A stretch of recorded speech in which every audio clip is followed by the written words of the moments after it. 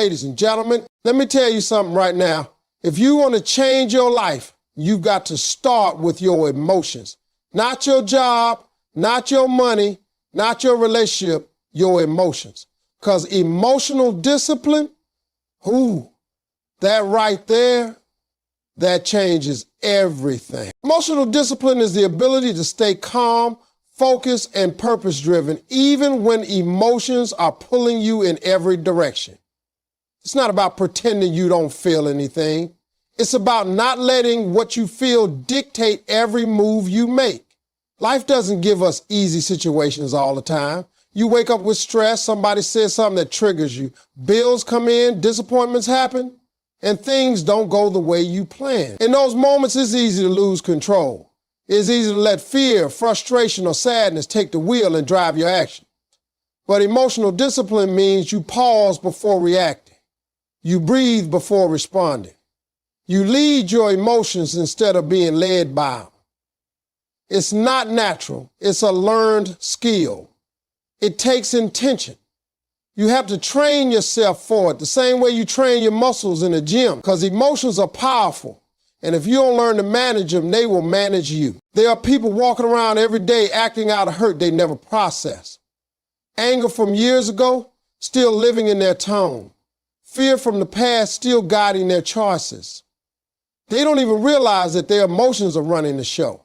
But when you practice emotional discipline, you begin to separate your identity from your emotion. You stop saying, I am angry, and start saying, I feel angry, but I can choose how I respond. That little shift changes everything. It gives you your power back. It gives you control over the one thing you can always control, yourself. In a world that tries to provoke you constantly, emotional discipline is a kind of superpower. It's not weakness to stay calm, it's strength. It's strength not to clap back. It's strength to walk away. It's strength to think before speaking. Emotional discipline gives you clarity, because when you are not clouded by temporary feelings, you can see permanent truths. That clarity helps you make better decisions, build stronger relationships, and protect your peace. People who practice emotional discipline don't avoid confrontation. They just don't allow emotion to distort communication. They face challenges with grounded energy instead of reactive chaos. It's also important to understand that emotional discipline is not suppression. Suppression is dangerous. It builds resentment. Emotional discipline is awareness. It's saying, I see what I feel, I understand what I feel, and I will not let it take me off course. You acknowledge your emotions without giving them full control. That gives you the freedom to act from your values, not your mood. And when you consistently act from your values, your life starts to reflect stability and strength. Think about the moments in your life when things went wrong because of an emotional reaction. Maybe it was an argument, a bad decision, or something you said that you didn't mean. We've all been there. But now think about what could have changed if you had paused, if you had taken one breath. That space between emotion and reaction is where discipline lives. And that space can save relationships, opportunities, reputations, and futures. Emotional discipline helps you create that space. This kind of discipline also builds confidence. When you know you can handle emotionally charged situations without breaking down or blowing up, you walk different. You speak with intention. You listen better. People trust you more, and more importantly, you trust yourself. You start to build a reputation not just for what you do, but how you carry yourself.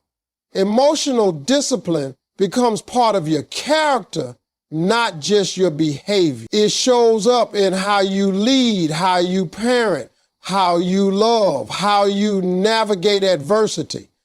Because no matter what the world throws at you, your internal world is steady. And that steadiness is rare, valuable, and powerful. Mastering your emotions gives you control over your reactions, choices, and relationships. Emotions are natural, but they are not always accurate. They come fast, they're intense, and sometimes they lie to us. You might feel like someone disrespected you when they didn't mean it. You might feel abandoned when someone simply had their own struggle going on. When you don't master your emotions, you allow those temporary feelings to become permanent consequences. But when you learn how to manage and guide those emotions instead of reacting from them, you begin to take back control of the things that really matter. Life will always bring challenges and people will always test your peace, but you don't have to let any of it define you. Mastery is about recognizing what you feel and choosing how to respond in a way that honors your growth. Your reactions are often the most visible part of your emotional life. People don't see your thoughts, they see your reactions. That's how they judge your character, your reliability, your maturity. If you can't control how you react when you're frustrated, jealous, anxious, or angry, you'll hurt people around you and sabotage your own progress.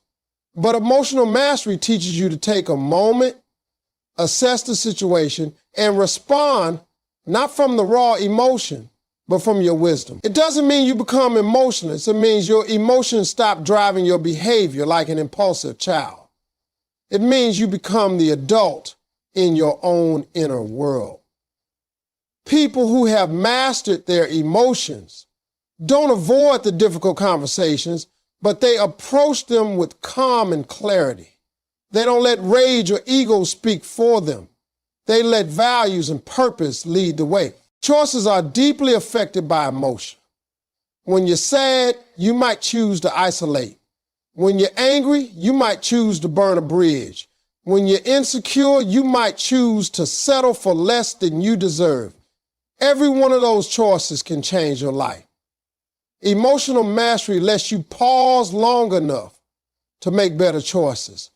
You learn to wait until the emotional storm passes so you can see clearly. The decision you make in a state of peace is always better than the one you make in panic. Mastering your emotions is like putting a filter on your decision-making process. You don't block emotion, you just make sure it's not the only voice you listen to. The relationships thrive or suffer depending on emotional control. When two people both operate out of unfiltered emotion, conflict becomes explosive, misunderstandings become frequent, and trust becomes fragile. But when at least one person in that relationship practices emotional mastery, peace becomes possible. Patience shows up. Listening becomes deeper. The relationship gains strength because it's no longer just reacting, it's responding. It's not just about how you feel. It's about how you communicate that feeling and how you hold space for what others feel too. You stop taking everything personally and start looking for understanding instead of blame. Mastering emotions also means you stop needing everyone to behave a certain way for you to feel okay.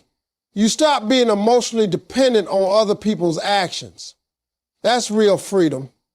When your peace no longer depends on people agreeing with you, liking you, or validating you, you start living with real strength. That kind of emotional independence empowers you to walk through the world without fear of rejection or failure, because your sense of self is grounded, not shaken by every wind that blows. It builds emotional confidence.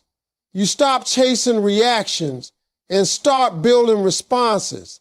You become the person others look to when things fall apart because they know you won't. Mastery isn't perfection. It's awareness, intention, and consistency in how you deal with what you feel so you can protect what you're building.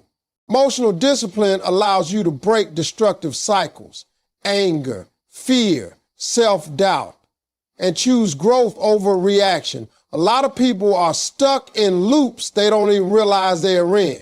They keep repeating the same arguments, attracting the same kind of relationships, making the same poor decisions, and experiencing the same disappointments over and over. And often, it's not because life is against them, it's because they haven't learned to interrupt their emotional patterns that lead them back to the same place. When anger becomes your default response, it pushes away connection, it builds resentment. When fear controls your choices, it keeps you stuck in places you've outgrown. When self-doubt clouds your vision, it blinds you to your potential.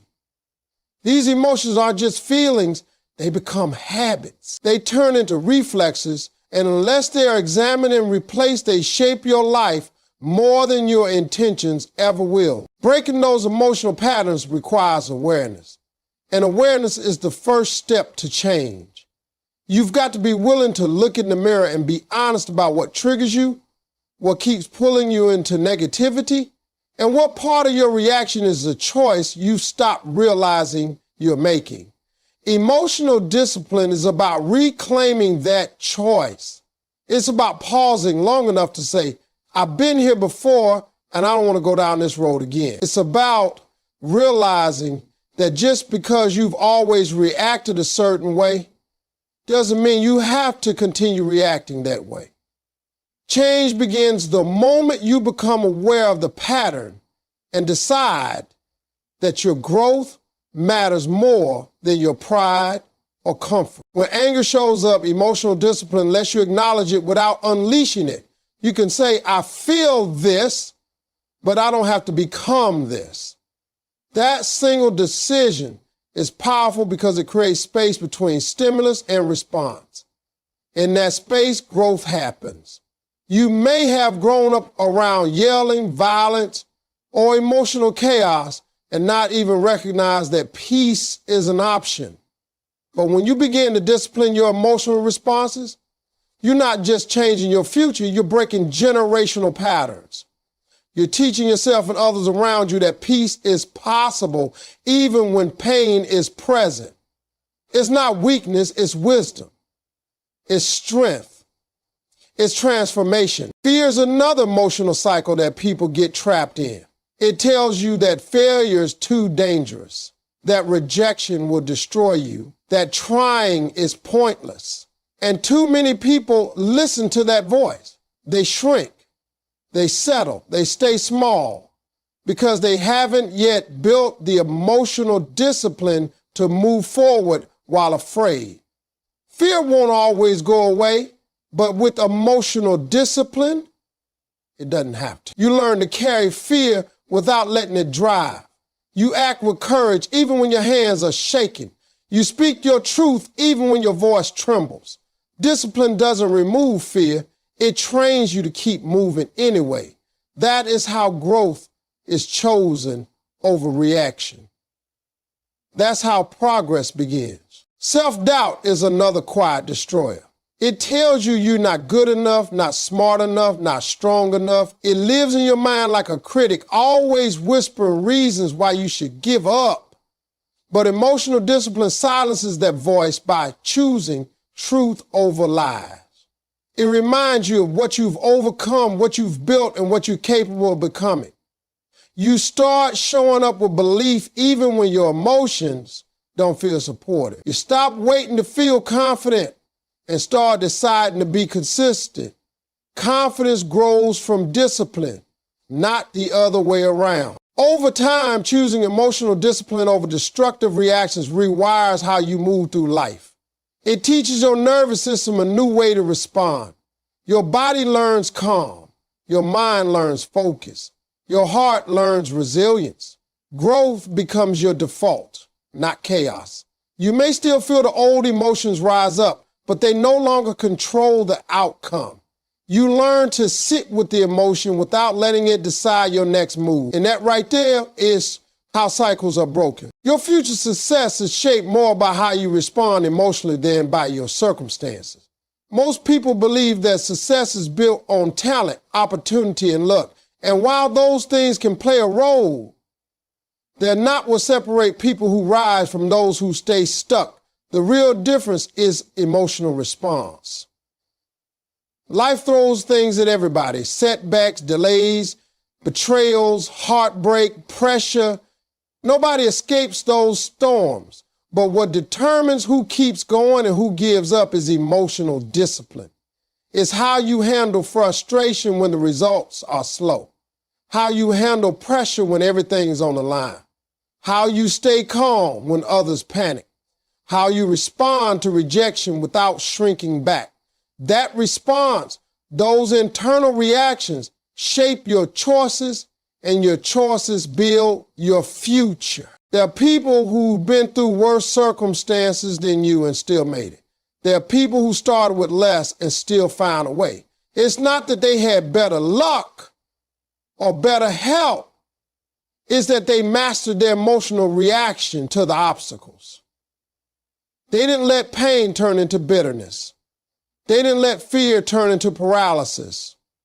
They didn't let temporary failure convince them to stop trying. They kept showing up not because it was easy, but because they trained themselves to keep moving forward, even when it hurt. That kind of response doesn't come from wishing. It comes from emotional discipline. The world may never be fair, but your response can always be powerful. English, circumstances are unpredictable. You can't control the timing of opportunities. You can't always control the people who let you down. You can't even control the economy or the environment around you. But what you can control is how you manage your emotions when things don't go your way. That is your anchor. Emotional discipline is what lets you keep working when you're tired. Keep believing when you've been overlooked. Keep loving when you've been hurt. It's the force that keeps you rooted in purpose instead of getting tossed around by every disappointment. That steadiness becomes your edge. It's what separates the one who folds under pressure from the one who rises above it. Think about the people who inspire you. Chances are they didn't have a smooth journey. They were misunderstood, doubted, overlooked, but they didn't quit. And the reason they didn't quit wasn't because they never felt overwhelmed. It's because they learned how to deal with what they felt without letting it derail them. They used their emotion as fuel, not as an excuse. That's the secret to sustainable success. Emotions will visit you: anger, sadness, loneliness, even jealousy. But with discipline, you decide what to do with them. You don't deny them. You don't bury them. You just don't allow them to take the driver's seat. You use them as information, not instructions. Success requires consistency. But you can't stay consistent if you're emotionally fragile. If every small failure throws you into self-doubt, if every tough conversation sends you into avoidance, if every delay feels like defeat, then you'll give up too soon. Emotional discipline builds that consistency by teaching you to push through emotional resistance. When your emotions say stop, you say not yet. When your emotions say run, you say stand. When your emotions say break down, you say breathe. That inner strength becomes your superpower. Even in moments when you feel powerless externally, emotional discipline gives you back your internal power. You might not be able to change what's happening around you, but you can always change how you respond to it. That one choice ripples into everything: your focus, your effort, your attitude, your decisions. And over time, those consistent responses start to shape a very different outcome. Success, then, isn't built only on what happens to you. It's built on how you handle what happens. People with emotional discipline create peace inside regardless of chaos outside. Life rarely unfolds in a neat, calm, organized way. There's always something happening. Someone's disappointed in you. Deadlines are piling up. Bills are due. Someone misunderstood you, or your plans didn't go as expected. Most people let the outside world dictate their internal state. If things are going well, they're happy. If things are falling apart, they're anxious, angry, or discouraged. But people who develop emotional discipline don't live that way. They've trained themselves to protect their internal peace, no matter what's happening externally. That peace doesn't mean they ignore problems. It means they don't let those problems define them.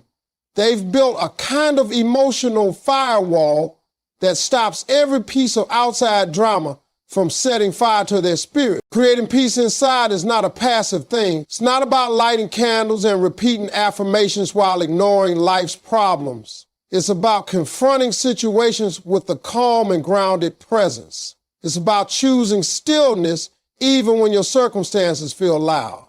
It takes effort to remain anchored when the world is shaking around you. Emotional discipline gives you the tools to stay composed when everything else is chaotic. That kind of composure is powerful. It doesn't mean you don't feel stress. It means stress doesn't control you. It doesn't mean you don't feel anger. It means anger doesn't explode out of you and damage what you care about. It means your inner world becomes a place of safety, strength, and clarity that the outside world can't easily invade. Peace is built through repetition. It's built every time you choose not to react. It's built every time you step away from the noise instead of diving into it. It's built every time you breathe instead of blame. Listen instead of lash out. Respond instead of react. Over time, your nervous system starts to trust that you can handle discomfort without losing your mind. You stop depending on other people to regulate how you feel. You stop needing circumstances to go your way to feel okay. And that's when you begin to live in a real kind of power. It's not the power of controlling other people. It's the power of controlling yourself. When you have peace inside, people can't shake you so easily. Their judgment doesn't cut as deep. Their drama doesn't hook you into chaos. Their bad energy doesn't poison your day. You become a kind of presence that other people notice. You walk in a room and change the atmosphere because you're not carrying confusion or desperation. You're carrying stillness. That stillness is attractive. It draws people in. Not because you're loud, but because you're centered. Not because you have all the answers, but because you've learned how to be calm in uncertainty. That's emotional maturity. That's leadership. That's strength. When you don't have peace inside, you end up reacting to everything. You overthink. You argue. You defend yourself constantly. You try to control people. You chase validation, and you become exhausted. But peace quiets all of that. It lets you choose your battles. It lets you walk away with dignity. It lets you let people be wrong about you and still sleep at night. It lets you do the hard work without being burned out emotionally. Peace is not passive. It's a strategy. It's a choice you make every day. And it comes from emotional discipline. You have to train your mind to think thoughts that serve you instead of thoughts that sabotage you. You have to choose presence over panic. You have to stop replaying the past and obsessing about the future and come back to what you can do right now. That present moment awareness is where peace lives, and the more you practice it, the more it becomes your default. You don't wait for peace to happen, you create it. You build it by learning how to sit with discomfort, how to respond instead of react, and how to maintain perspective when emotions try to pull you into chaos. You don't need to suppress emotions, you need to lead them, not let them lead you. Many people misunderstand emotional discipline as being cold, detached, or unemotional, but it's actually the opposite. Emotional discipline requires you to be deeply aware of what you're feeling. It means you understand your emotions so well that you don't allow them to control your behavior. Emotions are signals, not command. They are data, not direction. You don't ignore them, you interpret them. When sadness hits, it's not something to push away. It's something to understand. When anger rises, you don't explode or bottle it up.